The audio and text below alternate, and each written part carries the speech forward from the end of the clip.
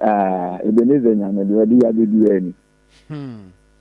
Enra pani be say my yensusu ha ye ni nka no se nkran nyina na nkran no ye ya na ama na yehu enye nkran nyina na flood nra nti ya na ye ka ase ye kama nkran na kra na ye sa kra na kra na kra nti no ya ye nka ne yi but wo na wo ho ye wo kuma se oso wo nkran enra situation no se na sitie menua. Well, nipa no okane saa odika na emom no se yeti kromu na se ubetumi aka se be 60 to 70% of the entire city no ye access rules ni ade nyina aflade a ye dan a se exams no pani no okotwra anka ye pass mark e de ma no nti se obi ka se enkran eyiri a nipa kro nso no odika esan se enurade esiye no na enya ade a enika kwanya hodo ya eye access road a meka se obi free different region etese ofa ka so awuni ba kwan no so a eho eye trunk road a free enkran e de call the central part of Ghana etumi yemu ho e call the western part of Ghana no eho ablock enti obi free that side no of the country and the capital and also do some free capital and the other side of the country. The offer baby said the eco voter region any idea. What Bomodia drive through voter is where a blue mona say is free. Nadina finance never. Ubeba baby and baby former president Kufo Hotel, a African Regent Hotel, a one. That a one million aflade. Enti ehonso ablock a obi free the side emma se ofa kuma se kwan no so se upie ewu kuma se ene ade even all my circle kra na obeka se wo mu a enyi shika no ebekwa akofa ka na omaku kuma se any other places no circle wan kasa aflade ena se oye brebre epie no wa ma circle na wo kwa u free circle allied you car price etwa so eho aflade wotra ho na okwa amasaman ebe eko ensawem kwantempon ye omo ye no fufuri omugu so ye construction ho ehon so aye pinso enti sa areas we nyina no eye areas a wo de yenyi infri mu se other areas ye community yi etisa belempe ene ade mu nyina no e flade ye no the trunk route a obefa so ewura the capital city anase obefa so apie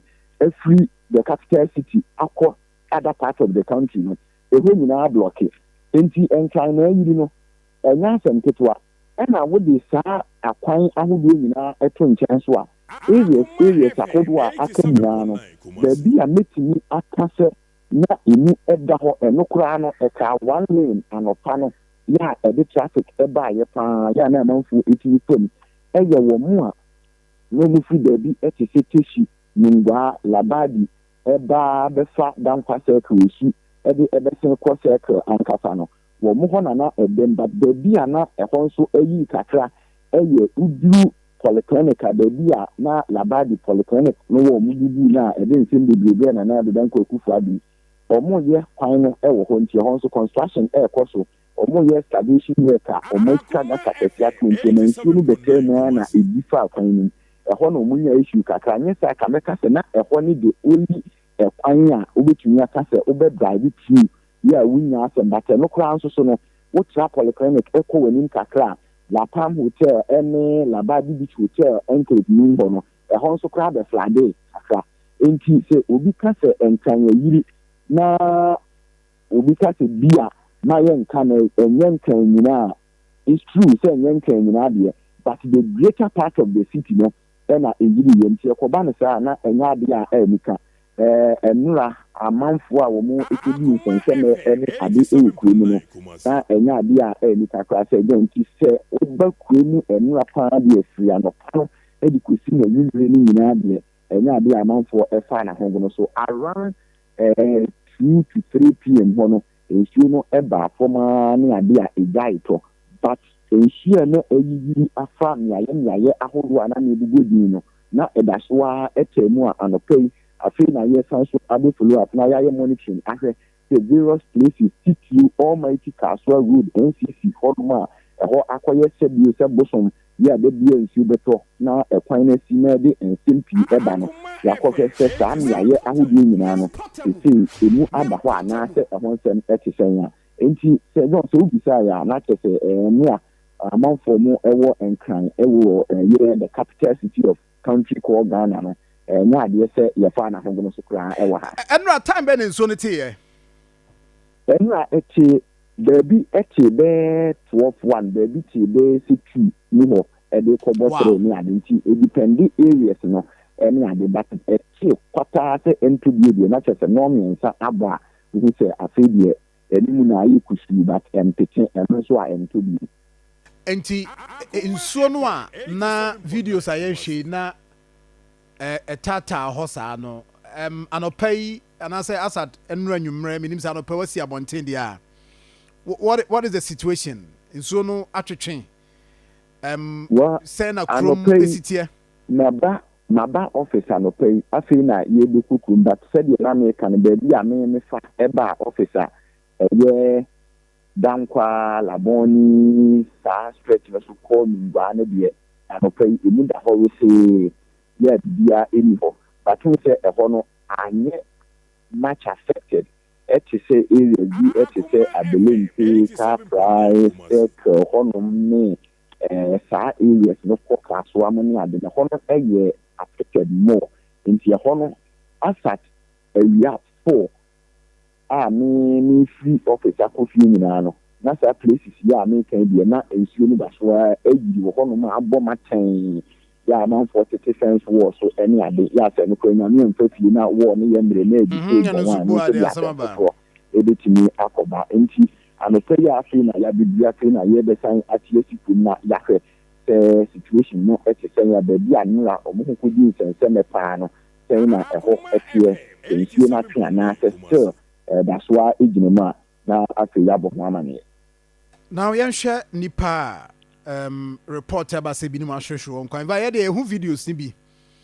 ɛwɔ I mean social media ne ade nkwadaa mmienu bi a wɔn yi wɔn anakyɛ sɛ ayarɛ ho sɛm paa ɛdeɛ na mo tete about nipa ɛne lives abi a yɛlusi asat anɔpɛ yi sɛ John mɛka sɛ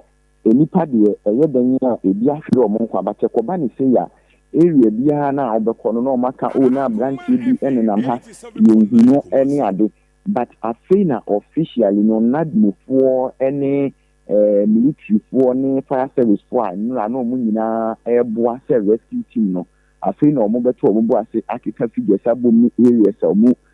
pick bodies ne ade no na afei ɔmo de the official communique aba abɔnten ne yɛho sɛ nipa dodoɔ sei ɛna ɛhwere wɔnom nkwa assistance now no yɛnim sɛ nipa 9 sɛ nipa 5 sɛ nipa 2 yɛntumi ɛnkyerɛ seesei na mmom no sɛ akenkyɛ mu aboafoɔ no ɛtumi ɛdi ɔmo gyina nyinaa awie na ɔmo gɛda ɔmo data na afei ɔmo aka ɛho asɛm ane ate ɛno awia bɛyɛ na ɔmmiɛnsa mu hɔ a na yɛde ne nsia kaseɛbɔ no ɛsom amanfoɔ wɔ nua TV so no baabi a daakye hema adwo asantewa ɛkɔɔyɛ no na area hɔfoɔ nso koraa ɛyɛ alɛgye sɛ taxi driver bi ɔmo susu sɛ nsuo no de ɔne ne kaa no nyinaa ɛkɔ ɛsan sɛ baabi a ɔmo te no ɛbɛn nsuo ano pɛɛ ama nsuo no ɛtumi abie wura fie hɔnom abɛbu ɛdan ne baabi ama cars mmienu a na ɛpake fie hɔ nyinaa koraa no nsuo no atwe kaa no ɛde kɔ na amanfoɔ no ɛkyerɛ sɛ taxi driver no yɛ ɔbɛpake ɛwɔ hɔ na wada ɛwɔ ne kaa no nti sama nsuo no hyɛ aseɛ sɛ ɛɛtɔ ɛne ade no na wɔ kaa no si hɔnom a na ɔwɔ mu nti ɔmu susu sɛ ano yɛ ɛden amanfoɔ ɛpie no bi a na anwummerɛ no kakra aka na no nti wɔno ɛntumi ankeka ne ho anyɛ ayi because adɔpa no a ɛyɛ gidigidi a kaa sɛ wɔfiri hɔ bi kɔ ne ade no ɔmo sɔre na aberanteɛ no taxi no ɛnsi hɔ ɔmo frɛ no nso a ne phone ɛnkɔ adum nti na ɔmu susu sɛ saa berɛ no aberanteɛ no ne ne kaa no nyinaa nsuo afɔ ɔmo kɔ saa nso na yɛfrɛ victim baako ɛwɔ alajo hɔnom ɔno nso yɛne ne bi so ɔkasa na ɔkasa school bi wɔ hɔ aberanteɛ bi anaasɛ menkasɛ papa bi bɛɛ sɛ ne 50s na ɔno nso ɛfi wɔwu ɛda school bi mu ɛwɔ hɔ ne ade nti no ɛwɔ hɔ a wobɛhu no na amanfoɔ ɛde report no ɛɛba saa nti kɔsi sɛ n'adwufoɔ bɛtumi akeka saa figure no nyinaa abom na ɔmo de the actual number of people a and now a number of casualties are you know ever that incident you know and say a nipa nan anase num na efas yenu ehwe omon kwanti sabe we twen the official data ebeba from nadmufo asoye no na afi yetini hu nipa de do no. I see. Nti anopai ewiemu pija wani ahwe wiemu ye so obi obesi from dia no the first no be here say o hwe wiemu say na wiemu tie I mean nkran say na mo hwe wiemu ha menua unya expert there but me sure so anopai o see from hwe wiemu first. Meka say baby a me wo sisi e wo kanda baby a me office e we die wiemu ye yana hyase a empie but say nkran sutro no you can't predict it. Yeah. Wo hono ma se de wo se ye pie wiemu abai kama yana hyase empie ba ne ade no all of a sudden it be akọ off na nsi ati ebi but it's here ye tete die nya dia empie enu na wiemu atete kama yana hyase empie empie ye bom pa ye se na me de beche ye na e me yi metini ati because ye nura esi ye na se na me amfa pie na me esan etoto aso sa be hiding say no. Okay. Some mampani fa wiemu nso no minim se modi di hon komo bi dia ene tax force a mampani eti obaye wote ye ne omadwuma omaye minim se bia ma hye de akire busa adwuma pa sa task force no ba so mo ba beye e won kran ho and whether say omotimi aye bibia Well, John, for Becca here na enu for before mampani efi Belarus e ba Ghana no you begin komo bi say ya na yensu ye ho en komo say ya na yedi numu no abro mampani touch it down wo Accra International Airport no en komo di ye di di ma kotempa ye say ensu ye na esi ye wo na chi no e ma we di to say a bread say e wo say omo take decisions make us say drastic decisions because there be a edru no owu ne nkwa na ye ka ho asem nti say nipa ba ku bi nko a ne selfish interest nti masses ne be bra what say omitumi take decision na what say ebibia no say koba say nyema bi say ekoso na aban na dwen say o dan bi si ha si ye ni ade a na ase akoye Ghana fosu dan ne ye normal kasa no na ban we dia wanyene ye ho na me dimiti beto he ni ade but at the end of the day the masses will suffer the consequence enti na o ka bi se e wo so ni tusa anamon no and nra wo abra or far the affected areas ni na ye wa abra o de helicopter for you na o hwehwe ye no so what I ekasa esan retreat sa asem na se wo se omutusa anamon nti sabre ekono according to mampani no omo the sena omo ne assemblies no na afenadmu akabum na omo ahwe san say various assemblies no omo na sa structures any buildings ni sa nyama na what the waterways no omo assembly nti omo ne bitumi akoleti data ni na omo the number of maybe buildings and structures via esisi waterways na afi omo tu ho na mo na kwaso apekwan on the faso bitumi eyini na afi ho na afei so de gates akese ne ade a emu asisi no omo bitumi atimi na aboa se de be ya dan koma bi no yenko hu ye bi ewo oman emu and before then no na task force a omo etiye na owu asandegu na edi omani no omo so edi so eduma de ehwe so omo ne assemblies no de collaborate na omo hu se untini mfiti prepope na un first cadet and kwesi we se bia obi don se untini no Ghana me wona na eduma enti step by step to obi se ha no enye authorized se odi dan esi ho but the moment nipa no di dan no akosi ho no ma structure esi ho no what say utumi enya some court clearance bi ni ade ansana omatumi ayi ni nyina na omo afa na admofo ma omo akodwira gu nti eno nyina process a penifo chese omugu so omutu ho amon ene se omo ewi a eno ade bi esi nti no ho abi hia se omo speed up adwuma na omo eye no ene sa collaboration na omo ne assemblies no eye no na timi aboa se de ebeya omo ebema ekwan mu adaho ama ensuo eto a etimi aflo na sɛdeɛ yɛhu ɛwɔ titiri nkramante mu hɔ a wabra nsuo bɛtɔ no ne nyinaa no bɛtumi abra ase. Me sure say feed any yen ka won kran anɔpa yi efia wo krom pa nya asɛm ketwa enya asɛm ketwa na rehotem ne sɛ on sɛ yɛyɛ famu nyinaa chi no ya ɛyɛ gates ɛna baabi wɔ hɔ a atwetwe nsuo no ntimi nkontina abu afakwam ɛne ade no amanfo bi nso ɛda so wɔ kuro mu a the moment obi hu sɛ nsuo mu na agye mu nsuo no tene kɔ na no nso afa ne yira akɔhwie agu enti asɛ da biara no yɛkwa yɛtwa yɛ ho na yɛsan abegyina baabi a yɛgyina na asɛ yɛte mary go round so ɛna yɛtwa yɛ ho adeɛ na ɛwɔ sɛ yɛ avoid sɛdeɛ ɛbɛyɛ adankɔ na bi na yɛ ate yɛn a yɛmpɛ sɛ ɛbɛto yɛn no ebi gyae in as much as sɛ yɛhwɛ sɛ aban anaasɛ government of the day ɛbɛyɛ n'afa mu deɛ no yɛn timamufoɔ nso yɛkyɛ fa a ɛwɔ sɛ yɛyɛ na yɛhwɛ sɛ yɛbɛtumi ama ahomegye ho nsɛm akɔ nkan no nipa no bi wɔ hɔ a ɔmo nte ho hwee ɔmo deɛ ɔmo yɛ a ɛna ɔmo bi so ɛyɛ yɛ amanfo bi so a efie ewura no egu gates ne ade nti ɛkɔba saa nsuo no fese ya obehu sɛ ayɛ ewura bebree egugu mmɔnten so kaa kwan mu ne ade nti ɛyɛ ɛhwɛ sɛ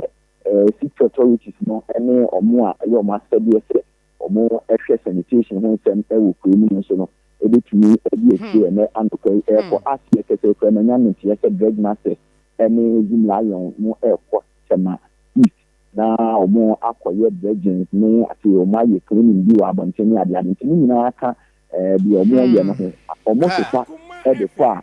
nsuo san so a asɔrɔdefoɔ no bɛsan de abɛbi ama asen aba nti no yɛsi nsuo ɔkrafo no etu mɔmɔ ne nso fo sɛ yɛhwɛ sɛ aban ne city authorities bɛyɛ ɔmo afa mu deɛ ama ahomedi ho nsɛm atu mpɔn no yɛ nipa no a yɛte kuro no mu nso na ɛwɔ sɛ yɛn nso yɛtumi etu yɛn ho fo na yɛhwɛ sɛ yɛsu no yɛ ban bi a ɛde efin ɛba mmɔnten so ɛma bɛtɛ mu sisi ne ade no yɛn nso yɛbɛtumi atwe yɛn ho afiri ho. Minia medase anɔpa ma yɛmfa ho sia in fact one my comprehensive report that's a papa bibia ni a team no get in touch na yahwe why your man me that's a pa and of course Ghana Akoma so and a wuti on Akoma 87.9 FM yenya Kwame Asante and a de report di amayen sesi ya kasa de yes o se nipa ni bi areas bi ho mo kokọ ya nipa ni bi afifiri mu de but number se bi nipa 10 20, 30, and the yentimi and canano pay. Of course, not move for any other organizations, agencies, I would be a juma to give us that report. Then be a higher Shana, you know, you be sour way or fahini ade. But I dare about consul a hammy piney.